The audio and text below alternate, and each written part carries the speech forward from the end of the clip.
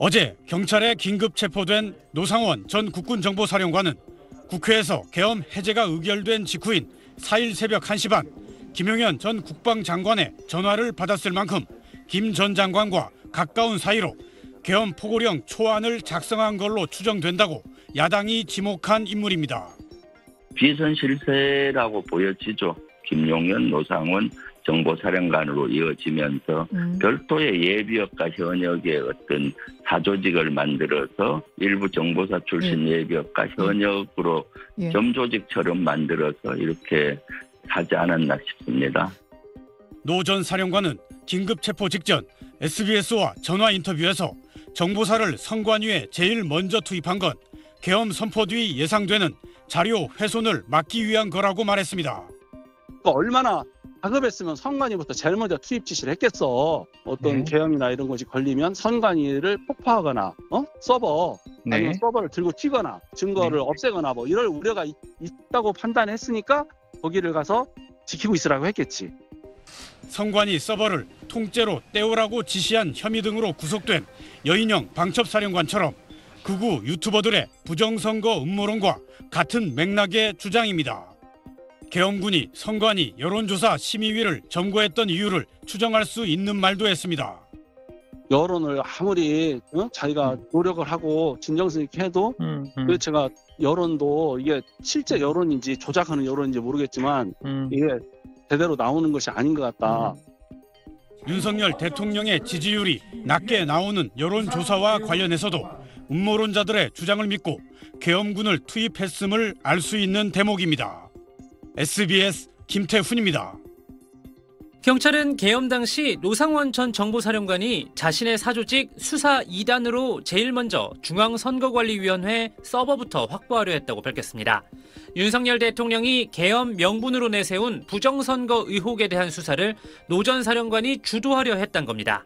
어떻게 국민들이 선거 결과를 신뢰할 수 있겠습니까? 노 전 사령관은 체포 직전 SBS와 인터뷰에서 부정선거 의혹을 앞세운 윤 대통령의 계엄 명분에 공감한다고 말했습니다. 저희가 언급할 때는 그만한 확신과 근거가 있으니까 했겠지 그냥 국민 앞에 헛소리 하진 않았을 거라고. 그러면서 자신이 가입한 예비역 장성들의 모임인 대한민국 수호 예비역 장성단에서 부정선거에 대해 공부했다고 털어놨습니다. 대수장이라고 대한민국 장성의 모임이 있었어. 근데 회원인데 그런 데서 이제 부정선거에서 나도 강의도 듣고 했었어요. 대수장은 지난 2019년 9.19 남북군사 합의 폐기를 주장하며 결성됐습니다. 대수장이 운영하는 유튜브 채널엔 김용현 전 국방장관이 출연하기도 했고 지난 2020년 총선 이후엔 부정선거 의혹을 제기하는 영상이 자주 올라왔습니다.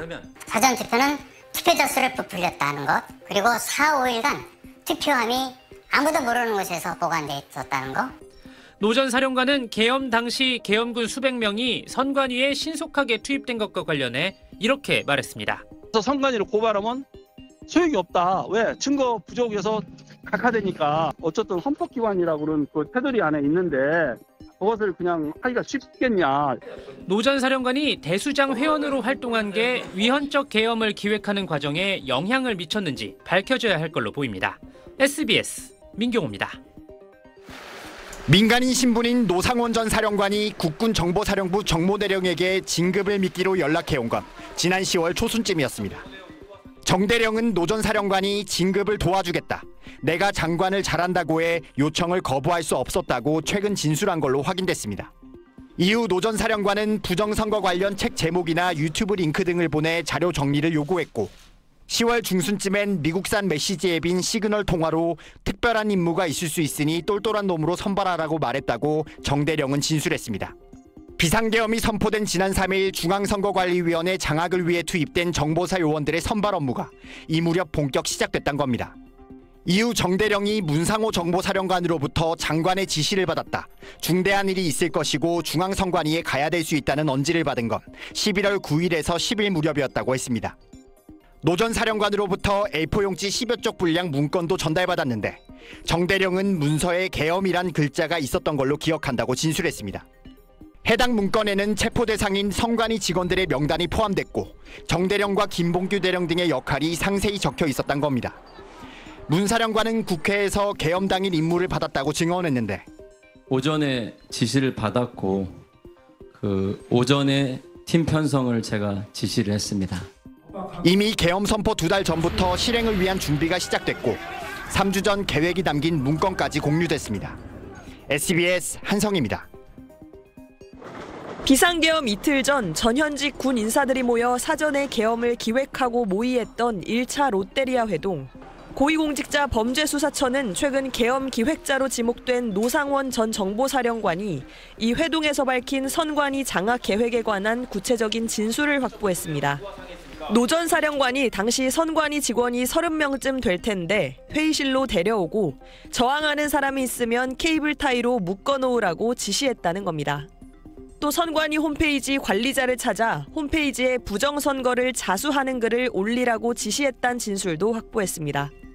선관위 직원이 직접 자수글을 올리게 해 윤석열 대통령이 주장해온 부정선거가 실제했던 것처럼 꾸미려 한 것으로 추정됩니다. 노 전 사령관은 이어 노태악은 내가 확인하면 된다며 자신이 직접 선거관리위원장을 담당하겠다는 뜻을 밝힌 걸로 알려졌습니다. 공수처는 1차 롯데리아 회동으로 알려진 12월 1일 회동에 앞서 11월 17일에도 롯데리아 회동이 있었고 이 회동에서도 선관위 장악 모의가 있었던 걸로 의심하고 있습니다. 이날 노 전 사령관은 안산의 롯데리아에서 문상호 정보사령관, 정모 정보사 대령 등을 만나 부정선거와 관련된 사람들은 다 잡아서 족치면 부정선거 했던 게 다 나올 것이라며 야구방망이와 니퍼, 케이블 타이를 준비해두라고 지시한 것으로 전해졌습니다. SBS 조윤아입니다. 정보사 정모대령은 노상원 전 사령관이 지난 10월 이후 자신에게 보낸 부정선거 관련 링크와 파일들을 지우라고 지시했다고 진술했습니다. 또 계엄 관련 지시가 적힌 서류는 읽고 세절하라, 즉 잘게 잘라 버리라는 노 전 사령관 지시도 있었다는 게 정대령의 진술입니다. 또 중앙선거관리위원회 직원들을 체포하기 위해 소집된 이른바 선관위 체포조의 상세한 운용 계획도 드러났습니다. 앞서 검찰이 김용현 전 국방장관을 구속 기소하면서 공개한 사진엔 망치와 케이블 타이, 야구방망이 등이 있었는데 정대령은 노 전 정보사령관이 야구방망이는 자신의 사무실에 올려놓으라고 했다며 위협하면 다 분다는 말을 했다고 진술했습니다. 선관위 직원들을 협박해 부정선거 의혹 자백을 받아내는데 사용하려 한 것으로 보입니다. 선관위 직원들의 구금시설 이송을 위한 준비 과정에 대해서도 정대령은 신발 주머니를 직접 써보면서 시험을 했는데 주머니가 작아 머리에 씌울 수도 없고 잘 찢어져 사용하지 말라고 지시했다고 진술했습니다. 대신 필요하면 수면 한 대만 씌우는 것으로 하라고 지시했다고 했습니다. 공수처는 체포조에서 전라도 출신은 제외하란 노 전 사령관의 지시가 있었다는 진술도 확보했습니다. 수사기관에서 비상계엄 전후 과정을 비교적 상세히 진술한 정대령은 계엄과 관련해 어떠한 계획 수립이나 모의에 참여하지 않았으며 일방적인 지시를 받은 것이라고 주장했습니다. SBS 백운입니다. NLL에서 북의 공격 유도, 북풍 유도 작전을 암시하는 듯한 메모를 자신의 수첩에 남긴 노상원 전 정보사령관은 열흘 전쯤 SBS와 전화 인터뷰에서 원점 타격 논의를 언급했습니다. 북한 오물풍선에 원점을 타격했을 경우 그 이후에 벌어질 일을 김용현 전 국방장관과 논의한 적이 있다는 겁니다. 원점을 우리가 타격하면 저쪽에서 반대 국보가 있는데 연평도 같은데 예를 들어서 포 때려버리면 그 다음에 우리는 어디 평양 때리냐, 그럼 전쟁 나는데.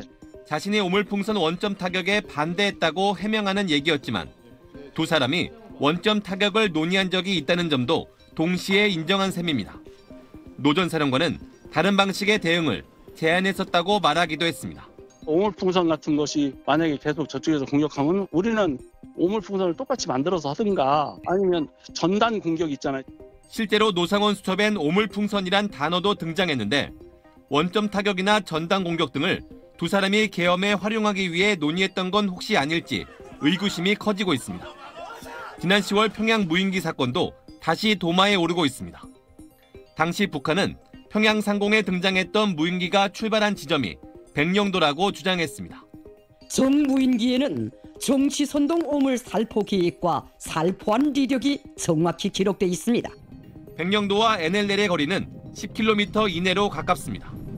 당시 야당을 중심으론 우리 군이 평양에 무인기를 일부러 보내서 북풍을 일으키려 한 것 아니냐는 의혹이 제기되기도 했습니다. 오늘 국회에 출석한 법무부 차관은 북한 도발 유도 의혹과 관련해 이런 답변을 내놨습니다. 적으로부터 남한을 공격하게 하면 우리의 군사상 이익을 해야 하는 게 명백하잖아요. 일반 인적죄가 맞겠죠? 네, 그 부분 한번 구성 요건 해당 여부를 적극적으로 살펴볼 필요는 있다고 보입니다. 노 전 사령관을 수사한 경찰은 12.3 계엄 사태와 관련해 외환죄 중 하나인 일반 이적죄 혐의 적용을 실제로 검토한 걸로 전해졌습니다. SBS 김수영입니다.